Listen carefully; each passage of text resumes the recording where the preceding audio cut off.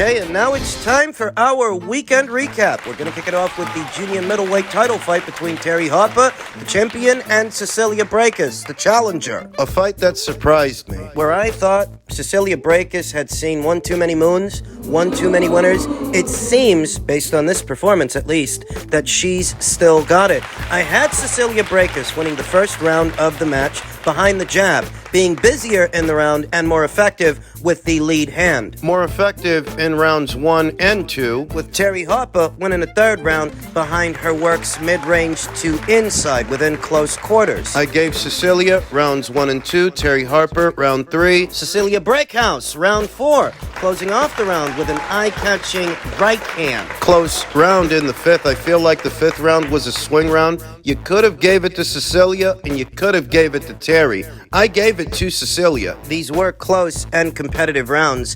4 rounds to 1 in favor of the challenger after 5. 4 rounds to 2 after 6 with Cecilia Brækhus up, but Terry Harper taking the 6th round off good body shots and counter hooks. It's in the middle of the fight in those mid-rounds that Terry Harper started to close the gap. I gave Terry Harper the 6th round. I gave Terry Harper the 7th round. Good short hooks in the pocket. Competitive round. 4 rounds to 3 after 7. 4 rounds to 4. Tie score after 8.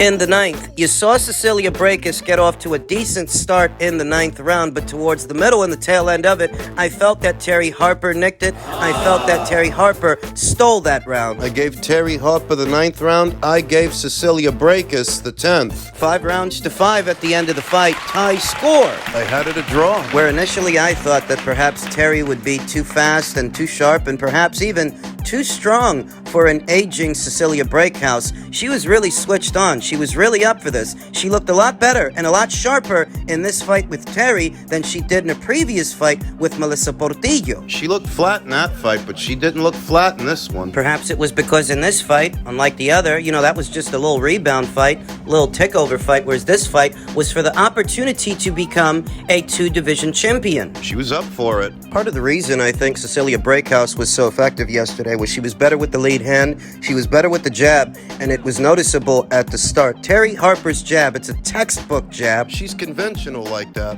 Terry sets everything up off that jab the way you're supposed to. She's a textbook boxer like that, but Cecilia's jab was a bit more nuanced. Consistent. It was a shorter jab and a more consistent jab than what you get from Terry, which is a bit more stiff. More straight. You saw Cecilia Brækhus pumping out very short jabs on her way in to close the gap and very short jabs on her way out that should Terry Harper try to follow her as she makes her exit, she'll run into a jab. The jab from Cecilia was more effective than the jab from Terry, and the difference in speed was not as dramatic as I expected it to be. Neither was the difference in power. They both looked strong against each other. Cecilia Brækhus landed a good number of right hands, right on the kisser, right on the sweet spot.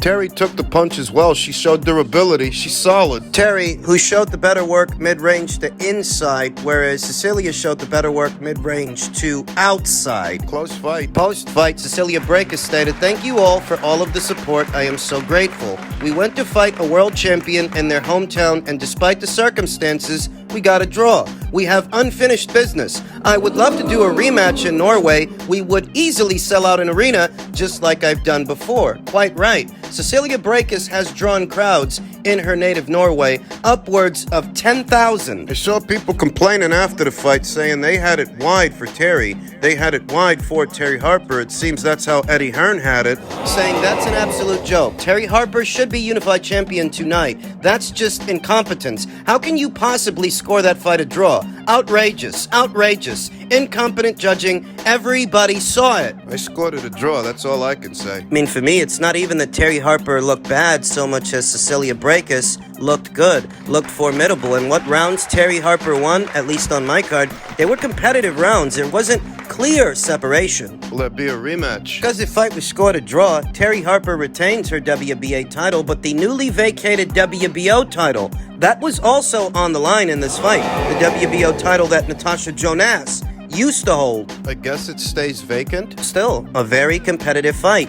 Far more competitive than I thought. I went with Terry to win this thing. I was expecting a fight akin to what we saw years ago in Ali versus Burbick and Ali versus Holmes. I was expecting expecting a fight to where it's almost hard to watch. The aging fighter. Hard to watch Cecilia get beat. I was expecting a one-sided affair. That's not what this was. No complaints from me. The judges had this thing a draw. I had it a draw. Was it close enough that you could have given it to Terry? It was close enough that you could have given it to either fighter. But I had it a draw. Good fight. Very good fight. We then come to the main event of that same card. The featherweight title fight between Lee Wood, the champion, and Josh Warrington, the challenger and former champion. I expected a fun fight to watch based on the styles of the fighters. That Lee Wood, he's got heavy hands, but Josh Warrington, he's got fast combinations. He's got more of a work rate. And those two styles, those two guys, if you put them together, you're going to get an entertaining fight. That's what we got. I think Lee Wood, he got off to a good start. Long range, Lee Wood was better than Josh Warrington. Behind the jab, out of the southpaw stance. Surprisingly effective out of the southpaw stance. Lee Wood, he's not an according to oil southpaw per se, but you saw him do a lot of switch hitting in this fight, and he was better out of the southpaw stance than the orthodox one. Behind his jab, long range, when he can get the arm out. Ben Davison's handiwork. He's really molded Lee Wood into something. Something special. Lee Wood was quite effective long range out of the southpaw stance, but mid-range to inside, Josh Warrington was formidable. Out of the orthodox stance. Lee Wood seemed the noticeably stronger puncher, whereas in the pocket, Josh Warrington seemed the noticeably faster fighter. Those rapid-fire combinations as the fight progressed, they were starting to wear down Lee Wood and fluster him. Yeah, he was getting tired. The pace of the fight was getting to Lee Wood. You know, Josh Warrington, a part of the reason he's become so popular is he's an action guy. He's an action fighter. He fights at a very fast pace. Even if he's not that big on power, he's got a work rate. He's got an engine. It seems that the pace of the match was catching up to Lee Wood, who is some years older than Josh Warrington. Lee, he is in his mid-30s. I remember hearing ahead of the fight that he actually struggled. He struggled to make the weight. Struggling to make the weight, leaving too much of yourself in the gym just to get there. It has an effect the night of a fight. It has an effect on the fighter, and it seems like the pace of the fight was catching up to Lee Wood, who's in his mid-30s. I had the fight something like 3 rounds to 3 after 6, with the momentum shifting in Josh Warrington's favor, who was beating Lee Wood to the punch, mid-range to inside. Seemed like he was too fast for him, and by now we all know about his dirty boxing. And let's be honest, it's not uncommon in a Josh Warrington fight for there to be a lot of head clashes, and I used to think they were accidental head clashes, but it's so consistent in Josh's fights, it comes off as deliberate. I had it 3 rounds to 3 after 6. So it seems the judges had Josh Warrington ahead after 6, going into the 7th, where he was subsequently deducted a point due to head clashes. I don't even remember the ref giving him a warning. Maybe he didn't. With Josh Warrington, the warning is implied, as stated. It's not uncommon in a Warrington fight to see a lot of head clashes. It's a head clash in the 7th as Josh Warrington was up on the judges' scorecards, and that seemed to take away his momentum. He starts trying to come on, trying to crowd Lee Wood, walks into a very short hook, gets hurt, gets staggered. Lee Wood follows up, puts punches together, lays out Josh Warrington, visibly hurting him. As stated, the edge and power. Wood. Lee's got power. Wood. Some hubbub, some hullabaloo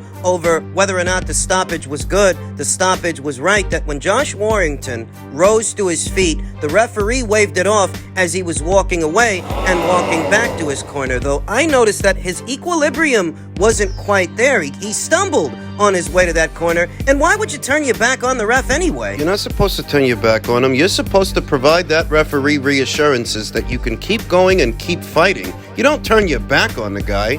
Least of all if you're stumbling back to your corner. I have no issues with the stoppage. None. Think about the run that Lee Wood is on. He upset the apple cart for Kansu, who, unless I'm mistaken, Kansu was favored to beat him. He beats Kansu, he beats Mick Conlon, he's got those 2 great fights with Mauricio Lara, actually avenges the loss. He was violently knocked out in the first fight, pitched a clinic in the second. He just stopped Josh Warrington in what looks to be his final fight as WBA featherweight champion. Yeah. Post-fight, I saw that he plans on taking some time off, before his next fight. And his next fight, it's not going to be at featherweight. He's going to vacate the title. He's going to move upstairs to super feather. They want to put him in there with Joe Cordina. My thoughts. Lee Wood's run, his last 4 or 5 fights, however many it's been, I mean, he really is a modern-day Cinderella man. It's a fairy tale. The way he has turned things around in his career, these high-profile victories, solid performances that you can never really count him out. Just a tough fucking guy, man. You know, based on this, there won't be a second fight. There won't be a rematch. In spite of Josh Warrington saying that, you know, he feels robbed. I'm devastated. I feel like I've been robbed. To be honest with you, that's my initial reaction. You know, Lee put me over. I got a bit giddy when I heard klaxon. I thought I would like finish his last 10 seconds strong and win the round again.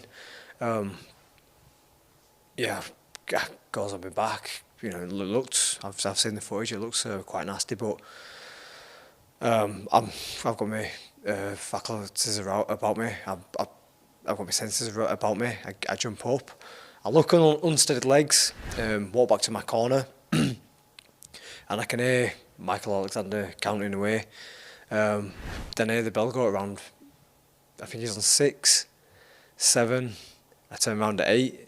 And he's waving it off. So I feel like I've been robbed. I pleaded with him. And I said to him after the ring, I said, Michael, I'm fine. I went, yeah, you're back to me. So I turned around at 8. It's not enough. I mean, listen, the complexion of the match, the momentum was in Josh Warrington's favor up until he got put down, and he got put down hard. His mistake was turning his back on the ref. When you go down, you've got to convince the ref not to wave it off. It's your first rodeo. You know that. You've got to show the ref that you can keep going, that you can keep fighting. Turned your back on him, and not only did you turn your back on him, you were stumbling as you were walking away. So he made the right decision. At least to me, he made the right decision. I don't think Josh is a man hard done. Tough break, kid. But it was the right call, and there won't be a second fight. There won't be a rematch because it is now Lee Wood's intention to move up to super featherweight, where Joe Cordina, IBF champion, will defend his title against him. Listen, Look. Lee Wood's having a hell of a run, but I don't favor him to win that fight. Joe's sharp, strong. He's got speed, he's got power, he's got pedigree, good fundamentals. I think Joe does him. Joe might knock him out. Somewhat early for a prediction, but my first look at that potential matchup, I think Joe packs a big enough wallop, he's got enough speed to do it, that he could knock out Lee Wood. If that's his first fight at 130, I don't like Lee's chances. Gotta favor the champion, the Welshman. You can both make good money with that fight. That's a good fight. You can sell it. You can definitely sell it. But you gotta favor Joe Cordina to win that thing. We'll talk more about that fight whenever it's made. Yeah, Lee Wood needs some time off. And finally, what was the battle of the former champions, the former super middleweight WBO champion Zurdo Ramirez versus the former light heavyweight WBO champion Joe Smith Jr. at cruiserweight, what is intended to be the beginning of Zurdo's cruiserweight campaign. Initially, I thought that this was a WBC eliminator of some kind. Apparently, it was a WBA eliminator, meaning Zurdo must be targeting Arsene Goulamarian. In any event, the fight was an entertaining fight, and it is a fight that I picked Zurdo to win, but I can't tell you that I was impressed with what I saw. Watching him make his ring walk from the dressing room to the ring, he looked soft in the body, flabby. Punches didn't seem to have much snap on them, or power. Viewed Joe Smith Jr. as the more consummate professional of the two, and perhaps that's why his physical condition looked a lot better than Zurdo's. In the ring, he seemed the sharper, faster, and stronger fighter of the two. With the snappier punches, there did seem to be more on Joe's punches than Zurdo's. They weighed the same at the weigh-in. Before the fight, you understand. They both weighed in the same, but it seems like Joe was carrying the weight better than Zurdo was. Seemed stronger, sharper, even though he was out longer than Zurdo Ramirez. This was Joe's first fight since the Artur Beterbiev fight over a year ago. Zurdo saw action more recently in the Dmitry Bivol fight late last year. Wasn't out quite as long as Joe, and as stated, I do think Zurdo did enough to win the fight. I do think the movement is what helped him. I didn't expect that. I expected that Zurdo would spend more time in in the pocket, mid-range to inside with Joe, than what we got. We saw Zerto trying to create space, moving around, using pivots. He was moving more than I thought he would. Was a bit surprised when I saw Malik Scotch walk him out. Malik Scotch in his corner. We know Malik Scotch. He's Deontay Wilder's good buddy. He trains him now. I wasn't aware that Malik Scotch was working with Zerto Ramirez. In any event, they must have added movement to his repertoire and those pivots.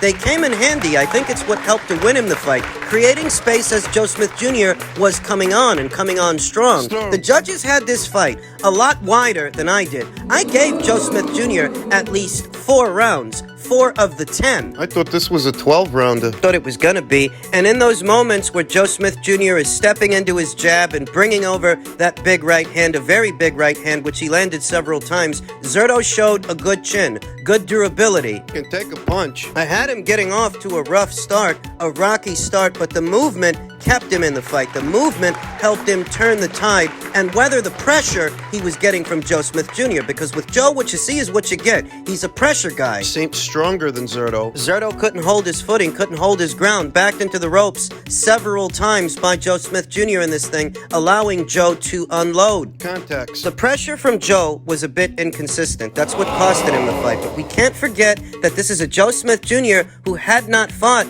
in over a year's time. Perhaps if he would have been a little bit more busy in the last 12 months, he might have done enough to eke it out. Maybe. But between the inconsistent pressure from Joe and the movement from Zerto Ramirez, those additions he made to his repertoire, Putting space between him and Joe. cutting angles on Joe with those pivots as Joe barreled forward, allowing Zerto to hit him from different angles and put punches together, combination punches. I mean, that much I figured, that in the pocket, Zerto's a better puncher than Joe, at least a better combination puncher. Joe's got more single punching power with his long range punches from the outside coming in, but on the inside, Zerto's the better combination puncher. He won, and I picked him to win, but I wasn't impressed. Just based on this performance, I don't see a guy who beats Jai Opataya. I don't even know that he can beat Arsene Goulamarian. He's not like Joe. That's no light heavyweight that moved up to cruiserweight. Arsene is a full-fledged cruiserweight. Those eggs need more bacon. For me to have any kind of faith that Zerto can win a title at cruiserweight, he's got to have more fights. He's got to round out. Keep him busy. He wasn't the biggest puncher at super middle or light heavy. He doesn't look to be all that big a puncher now at cruiser, so he's got to work on his boxing. Round out. Can't bully those guys at cruiser. He won't win through strength of arms. Those guys are pretty goddamn strong. They are. He needs more fights